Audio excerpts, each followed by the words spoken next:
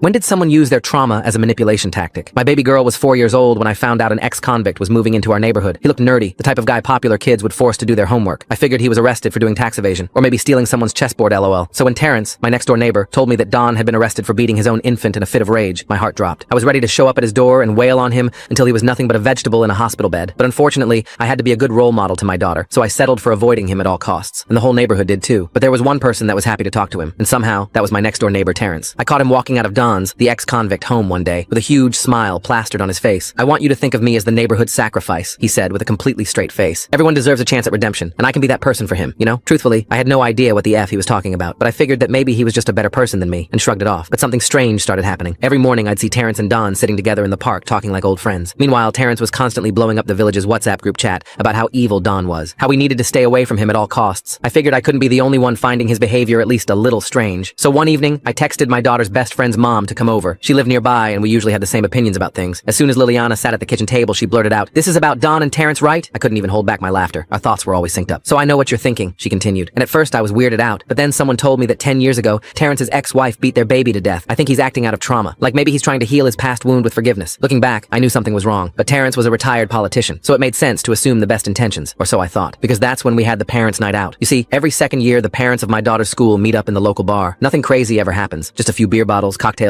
laughing about how much our kids hate homework. Terrence wasn't even a parent, but the neighborhood loved him so much that he was always invited anyway. But this time was different. He was downing beer after beer, his alcohol breath practically stenching up the entire table. No one was saying anything, just glaring at each other, wondering if his weird behavior was somehow linked to Don. And at around 11 p.m., we got our answer. Everyone was silent when he spoke, his words slurring together. "Guys, you know, Don isn't who you think he is. He was framed by his ex-wife. He didn't actually commit the crime." I furrowed my eyebrows. Because earlier that day, Terrence was texting the group chat about how Don was a dangerous murderer. Luckily, Liliana lightly tapped his arm, so he kept going. "Yeah, so I have a confession to make. All the stuff I said he did was actually me. And now my ex-wife is rotting in prison for the crimes I committed." He then burst into tears before repeating the words, "I'm sorry," over and over. I swear I thought he was pranking us, but that's when he started wailing about what a horrible person he was, how he had abused his power, and he didn't deserve to live. Soon I was going to make his wish come true. Full story on channel, link below.